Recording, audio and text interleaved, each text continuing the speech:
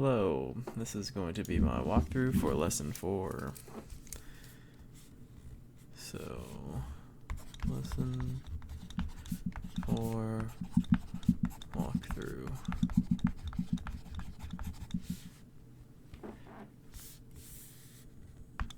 So I'm just going to go question by question, just like I have in previous walkthroughs, if the other videos are not helpful enough for you. So the first thing that number 1 asks you, it wants you to draw left skew, symmetrical, right skew, and then I'm just going to throw in a uniform just for bonus. So what does skew mean? Skew is like the side that it tails out. So if I had a graph that had more data out on the left side, and then the rest of the data was mostly just bunched on the right, this is a left skew. If it was symmetrical, what does symmetrical mean? Well, that's when we have a graph that's the same on both sides. So I'm going to go ahead and draw this one as a negative parabola or something like that. So maybe you just have a whole bunch of dots, but they create a symmetrical, about the same on both sides, same shape both sides. And then we could also have a right skew. So ideally, I'll try to draw this on your own. If you see that left skew one, what's the right skew one gonna look like? Yeah, we're gonna have more data out on the right side, and then more lumped up data on the left. And then we could also have a uniform graph. A uniform graph just means that it's all the same. So, you know, if you're like a student whose laugh goes ha, ha, ha, ha, ha, ha, ha, then your graph probably looks like this, all the way across. That's pretty much uniform. Alright, I'm going to take a screenshot of that.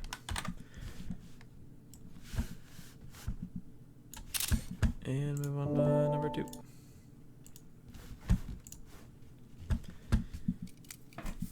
So here's number 2. Number 2 asks you, explain the difference between a bar graph and a histogram. So there's a couple major differences here. A bar graph versus a histogram. Bar graphs, they have gaps. So like when I have, you know, dogs, cats, mice, cows, and pigs, and then I have my bars, it doesn't, there's nothing to be gained by having the bars touching each other to show more correlation, because it's a qualitative graph. Even if it is how many, if I rearranged the animals, it wouldn't do anything unless I was trying to say something by, like, you know, animal height or something like that, but I'm not. I'm just saying pigs. So for a bar graph, it's always going to be categories or a qualitative measure. That's why the bars are not stuck together. And in general, this is going to be,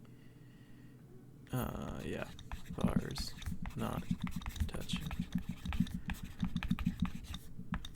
Meanwhile, if I have a histogram, this is where you're going to have ranges. So this might be 100 to 200, 200 to 300, 300 to 400, etc. And, you know, maybe we have money here, and then we've got people, or cost of shoes, or anything. Here you would want to know, you would want to have the bars stuck together, because then a trend can be more visible. So if you're like, oh, it's increasing up until the end where it goes down, but I see like a left skew on this. So like a bar graph with a qualitative won't have a skew because it's qualitative. There's nothing to be gained without any numbers there. But since this is increasing, you can compare these smaller numbers to the bigger numbers. So this is a quantitative graph. And when you have a quantitative graph, that's when you can look for more trend qualities.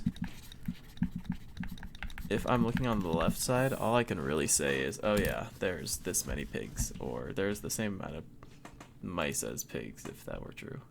Stuff like that. Alright.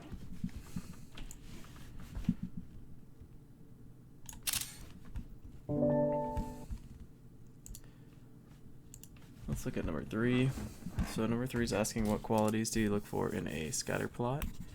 So what do we look for in a scatter plot? We look for 3 things. Well, I mean, right now we are looking for 3 things. That's going to be strength. Oof. Oof. Strength. So that's like how close, far apart is the data. I'll just say are the dots since it's a scatter plot. That's the first thing we're going to look for. Then we're going to look for the slope. Well, I guess I'll say linearity first. We're going to look for linearity. Oh my lord, what's going on? Linearity.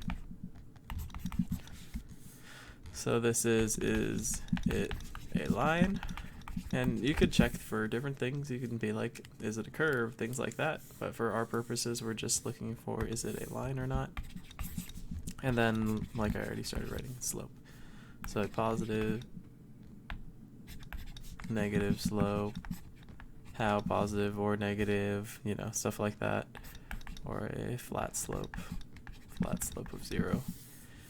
So when I have a scatter plot, if it was like that, I'll be like, wow, that is a positive, linear, strong graph right there.